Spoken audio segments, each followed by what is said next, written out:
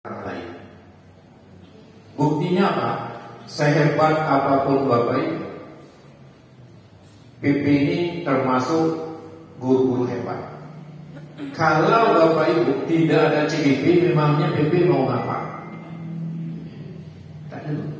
Artinya untuk membuat kemajuan itu memang harus berkolaborasi.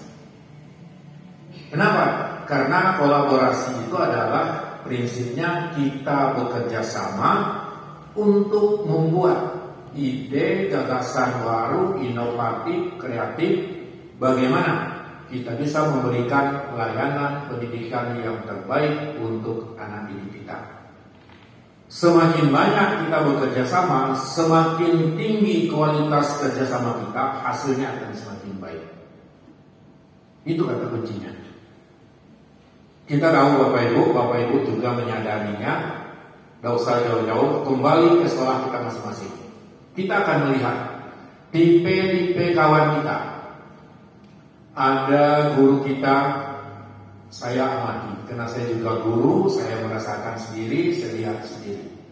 Ada guru kita yang tipe pertama, saya anggaplah tipe pertama, yang hanya hadir, ya, ngajar, selesai, balik.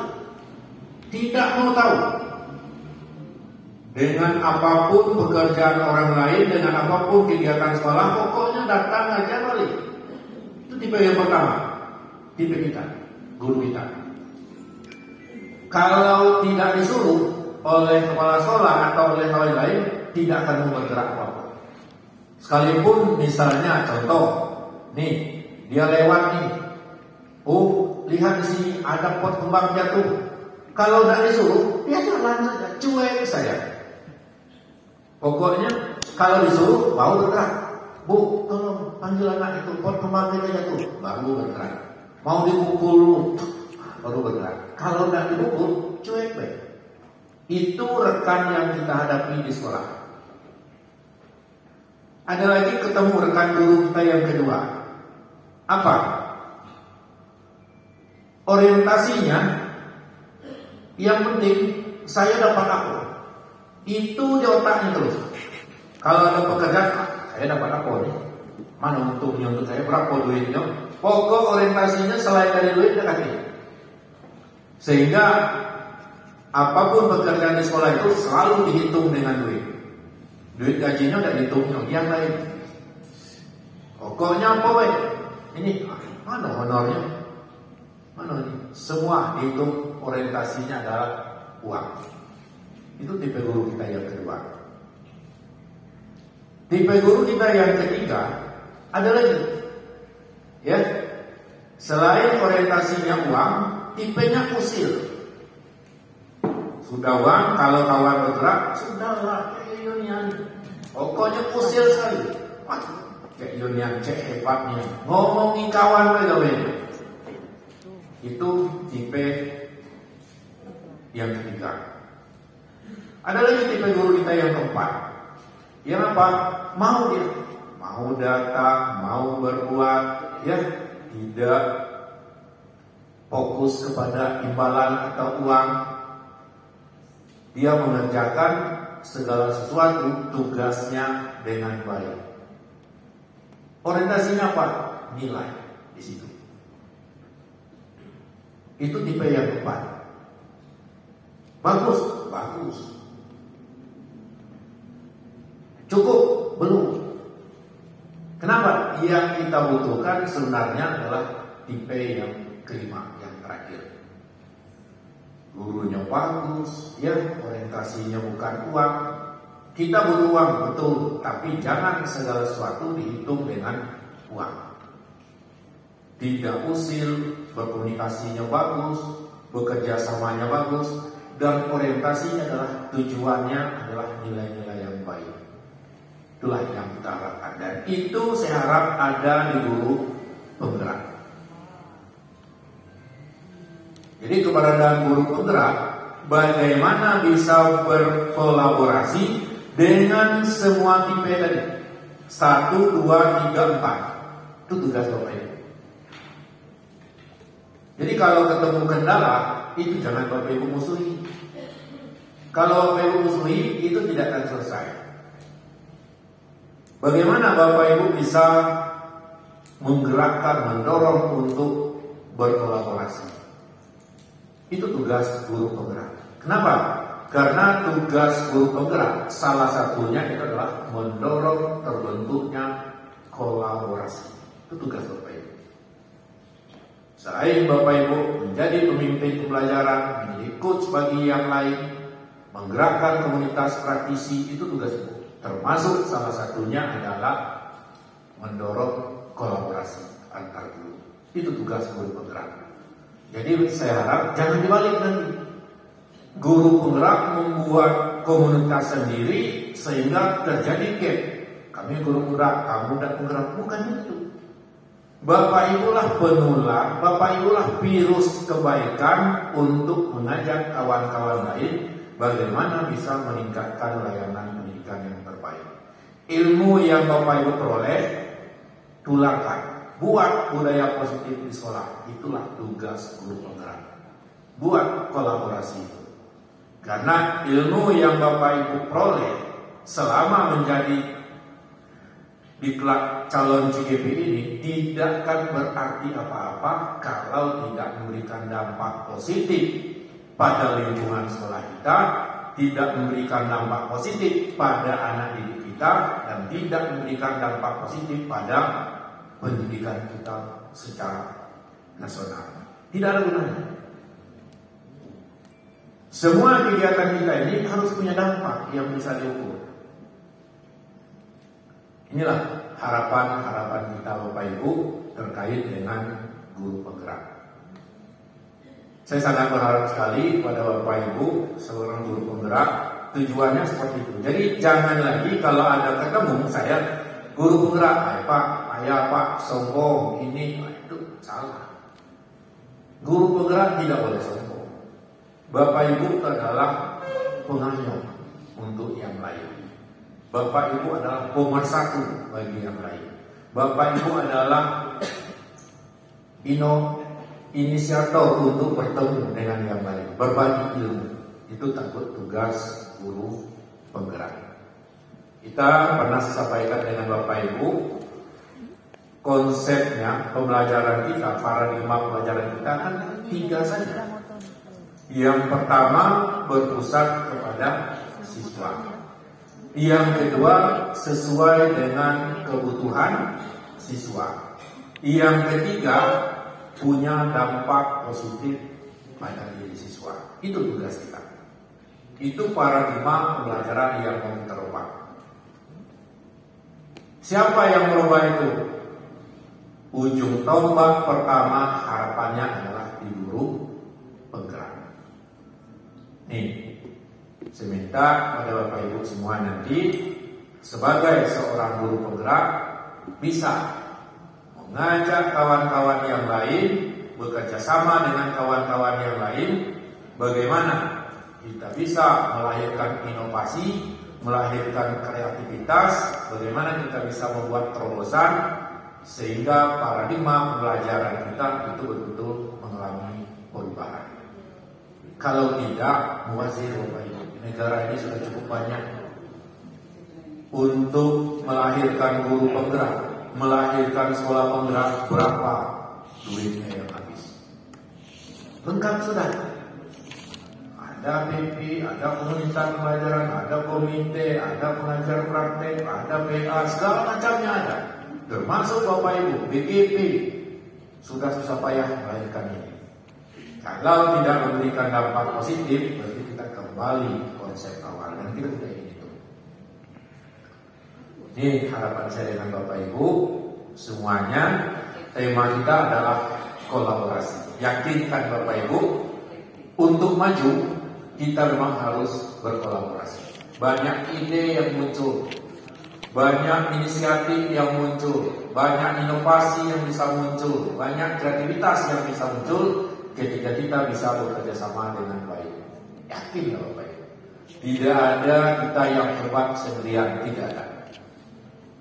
Kalau ada yang ngaku saya ini orang hebat, itu perlu rumah sakit Jiwa kebetulan dekat dengan rumah saya. Perlu juga konsul ke sana. Kenapa? Tidak ada yang hebat. Tidak boleh. One man show itu tidak boleh. Merasa hebat dewe kan ya. Orang hebat adalah orang yang dirasakan manfaatnya bagi orang lain. Itu yang hebat. Bagaimana kita menggerakkan, bagaimana kita membantu kawan-kawan yang lain, itulah orang hebat.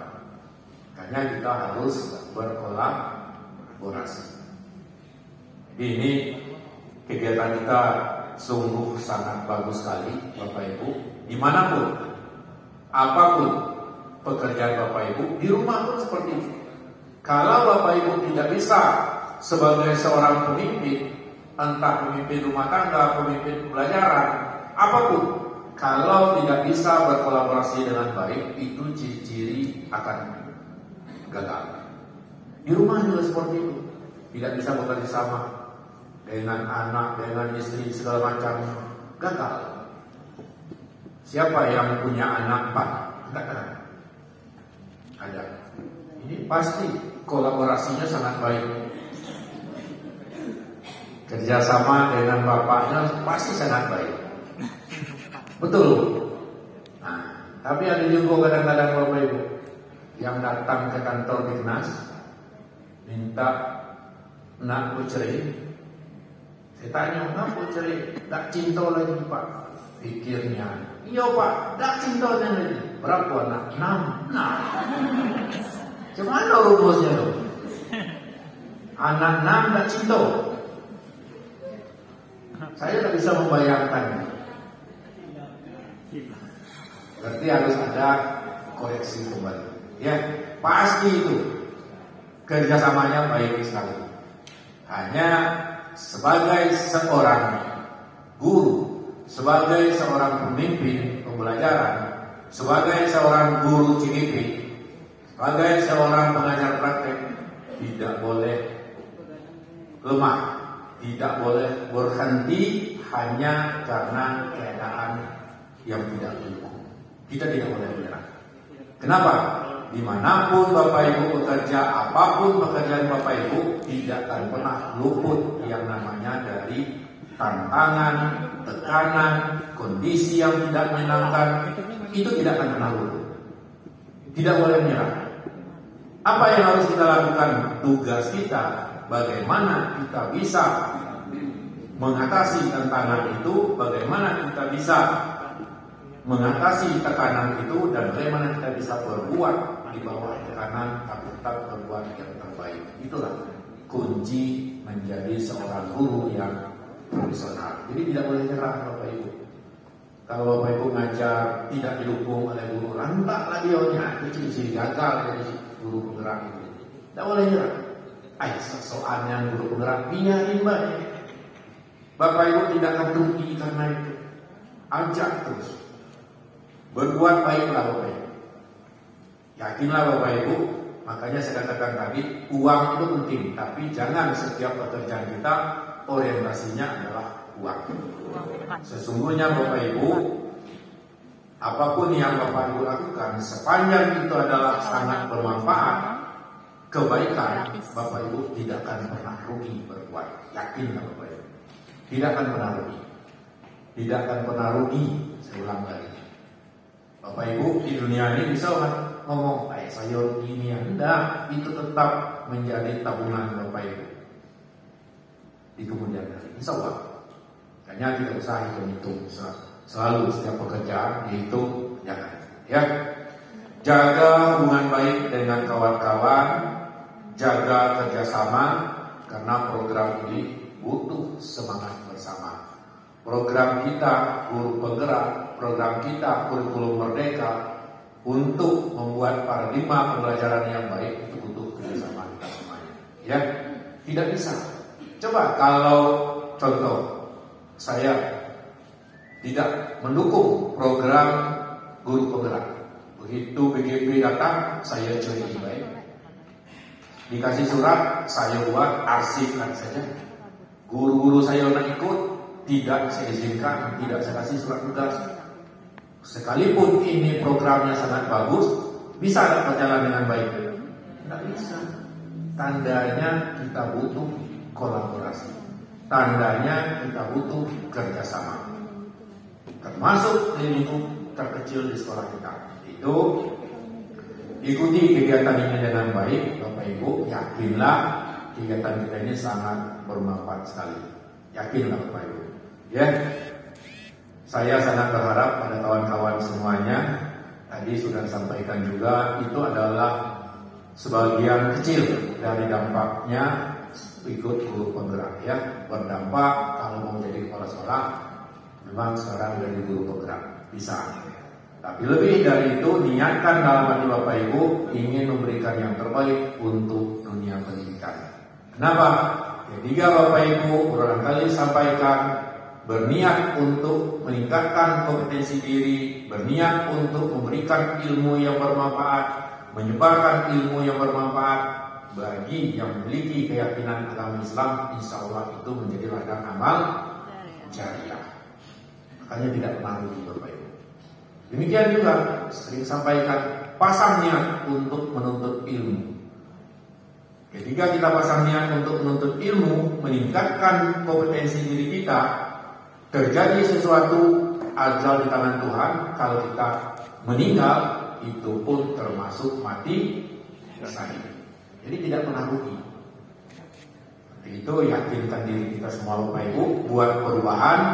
Insyaallah saya yakin CGP Angkatan 6 bisa memberikan konstruksi yang terbaik untuk dunia pendidikan, khusus Kota Jambi, Provinsi Jambi, dan Indonesia secara umum. Ya. Demikian Bapak Ibu yang bisa sampaikan, dan dengan mohon ridho pada Tuhan Yang Maha Esa, mudah-mudahan acara kita mendapat berkah dari Tuhan Yang Maha Kuasa, memberikan berkah untuk kita semuanya. Maka dengan mengucapkan Bismillahirrahmanirrahim, Lokal Karya 5 Angkatan 6 Guru Penggerak, calon guru penggerak Kota Jambi tahun 2023 secara resmi dinyatakan dibuka. Demikian Bapak Ibu, mohon maaf jika ada yang kurang berkenan. Saya akhiri, billahi taufiq. Wassalamualaikum warahmatullahi wabarakatuh. Bu Fitri, mic ini sudah